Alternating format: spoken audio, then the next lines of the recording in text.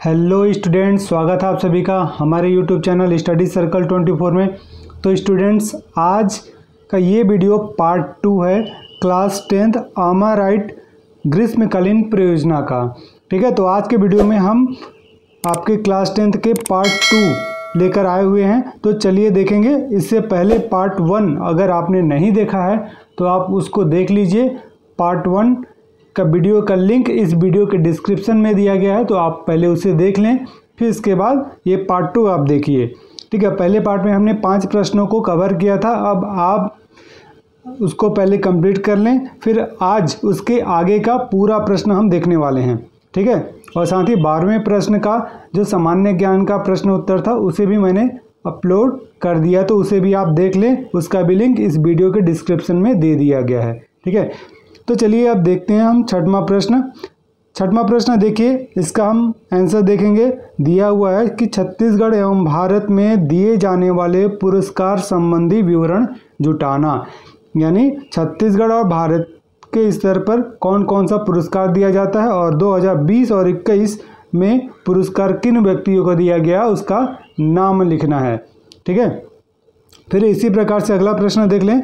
आपके द्वारा लगाए गए पौधे वृक्ष का आकलन। ठीक, तो यहाँ पास आप देख सकते हैं। फिर 8वां प्रश्न है, ठीक है, कि प्रत्येक छात्र अपने घर, बाड़ी, अन्य क्षेत्र में वृक्ष लगाकर एक फाइल में उक्त ऊंचाई माप कर वृद्धि को सेंटीमीटर में अंकित करेंगे। यानी आप अपने घर या उसके आसपास बाड़ी बगान जो भी हैं वहाँ पास पौधा लगाएंगे, उसको आप नापेंगे और उसके बाद विश्व पर्यावरण दिवस के दिन अगर आपने नहीं लगाया तो उसके दूसरे तीसरे दिन भी लगा सकते हैं। और स्कूल खुलने पर एक फाइल तैयार करके कि पहले दिन जब आपने लगाया तो कितना सेंटीमीटर का था, उसके बाद एक सप्ताह बाद कितना सेंटीमीटर का हुआ, तो ये सबका उसका पूरा विवरण आपको बताना है। फिर 9वां है छत्तीसगढ़ के लोक नृत्य और प्रसिद्ध नर्तकों के नाम। आगे इसका आंसर देखेंगे हम। और नेक्स्ट है ऑक्सीमीटर क्या है, एक स्वस्थ व्यक्ति का ऑक्सीजन स्तर कितना है। और फिर इसके बाद कोरोना महामारी पर 150 शब्दों में निबंध है। फिर उसके बाद अपने मन से सामान्य ज्ञान के प्रश्न। ठीक है, और 13वां प्रश्न है, ये सब पूरी गतिविधियों को अपने माता पिता, चाचा चाची, दादा दादी, भाई बहन और घर के अन्य सदस्यों में से किसी 3 सदस्यों को इसको दिखाना है और उनकी प्रतिक्रिया लिखना है। ठीक है, तो सबसे पहले हम 6वें प्रश्न का उत्तर देख लेते हैं यहाँ पास। ठीक है, देखिए 6वां प्रश्न है आपके पास। देखिए सबसे पहले हम इधर कॉलम बना लेंगे। ठीक है, पुरस्कार का नाम, फिर छत्तीसगढ़ स्तर और भारत स्तर, फिर किस क्षेत्र में उपलब्धि हेतु दिया जाता है, फिर वर्ष 2020-21 पुरस्कार प्राप्त व्यक्ति के नाम बताना है आपको। ठीक है, तो यहाँ पास आप देख लीजिए, शहीद वीर नारायण सिंह पहला क्रमांक में आप इनका नाम लिखेंगे। किस स्तर पर दिया जाता है, छत्तीसगढ़ स्तर पर यह पुरस्कार दिया जाता है। और किसको दिया जाता है, किस क्षेत्र में उपलब्धि के लिए, आदिवासी संस्कृति संरक्षण संवर्धन के क्षेत्र में इस पुरस्कार को दिया जाता है। 20-21 का वर्ष 2020 और 21 का पुरस्कार किसे प्रदान किया गया, तो श्री कै राय नेताम धमतरी को। ठीक है, इनको ये पुरस्कार मिला। दूसरा है गुंडाधुर सम्मान, ये भी छत्तीसगढ़ स्तर पर दिया जाता है। किस क्षेत्र में, खेल के क्षेत्र में दिया जाता है। 20-21 का पुरस्कार किसे मिला, श्रुति आकर्षी कश्यप को मिला, कश्यप। ठीक है, फिर है मिनी माता सम्मान, ये छत्तीसगढ़ स्तर पर दिया जाता है। महिला उत्थान जन जागृति के उपलब्धि में दिया गया, किसे दिया गया, श्रुति सहाना कुरैशी को दिया गया। ठीक है, अब अगला है चौथा, राजीव गांधी खेल रत्न अवार्ड, ये भारत स्तर पर दिया जाता है। खेल के क्षेत्र में क्रिकेट के क्षेत्र में ये किसे मिला 2020 में, रोहित शर्मा को 2020 में ये पुरस्कार प्रदान किया गया। फिर अगला है 5वां द्रोणाचार्य अवार्ड, यह भी भारत स्तर पर दिया जाता है। और खेल का किस खेल में दिया गया, मुक्केबाजी, तो मुक्केबाजी में किसे दिया गया, शिव सिंह को। 2020 का पुरस्कार शिव सिंह को मिला मुक्केबाजी के क्षेत्र में। ठीक है, अब अगला प्रश्न देख लीजिए। आपके द्वारा लगाए गए पौधे वृक्ष का आकलन करें। ठीक है, आप एक पौधा लगाएंगे और उसका आकलन करेंगे कि कुछ समय जब आपने लगाया तो वो कितने सेंटीमीटर का था, आपने कितना फीट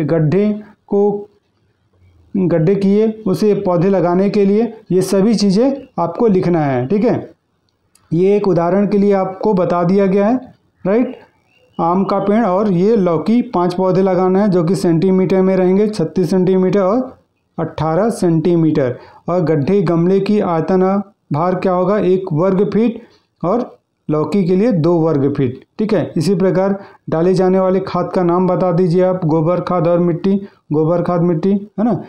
फिर प्रति सप्ताह पौधे की ऊंचाई कितनी वृद्धि हो रही है। अगर आम के पेड़ की बात करें, आम का जो पौधा हमने लगाया उसका कितना होगा, 6 सेंटीमीटर, और लौकी 3 सेंटीमीटर।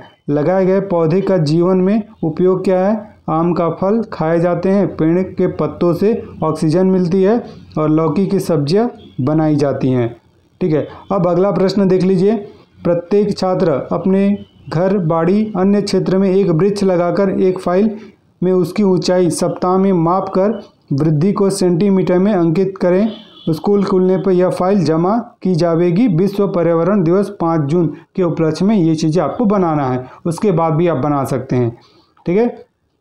तो उसके बारे में आप यहाँ से इसका आंसर लिख सकते हैं, या तो ये इसको आप अपने मन से भी, या फिर आप अपने खुद स्वयं आप करिए, और उसके बाद जो भी आपके पास उसका परिणाम आता है, रिजल्ट आता है, जैसे जैसे उसका परिवर्तन होता है वो चीज़ें आपको लिखना है।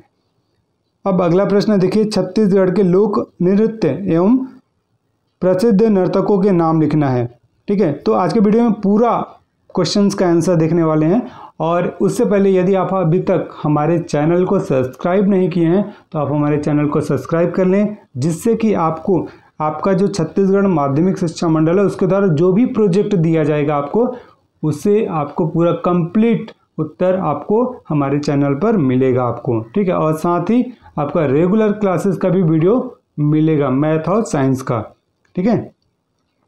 तो यहाँ से देखिए कॉलम बना लीजिए आप, लोक नृत्य का नाम और नर्तकों के नाम। लोक नृत्य अवसर किस अवसर पर किया जाता है। अगर बात करें पहला नंबर राउत नाचा का, तो ये नर्तक के नाम क्या है, परस यादव, ठीक है। किस अवसर पर किया जाता है, दीपावली कार्तिक अगहन माह में, ठीक है। उसी प्रकार सुआ नृत्य है, पंथी नृत्य है, सैला नृत्य है, फाग नृत्य और गेड़ी नृत्य है, ठीक है। तो इसके बाद नर्तकों के नाम और किस उपलक्ष्य में किया जाता है उसको आपको लिखना है।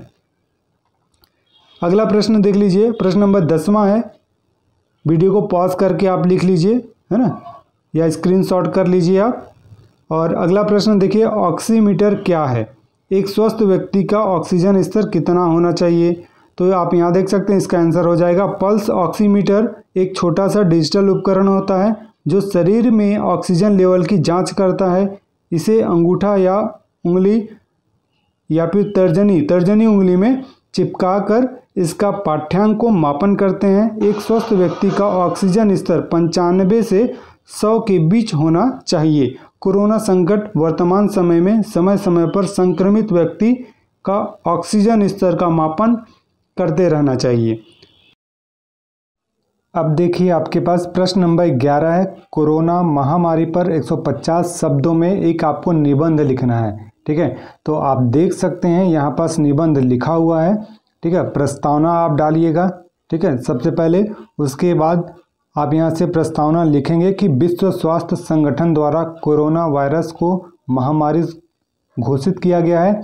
यह पहली बार नवंबर 2019 में चीन में देखी गई थी।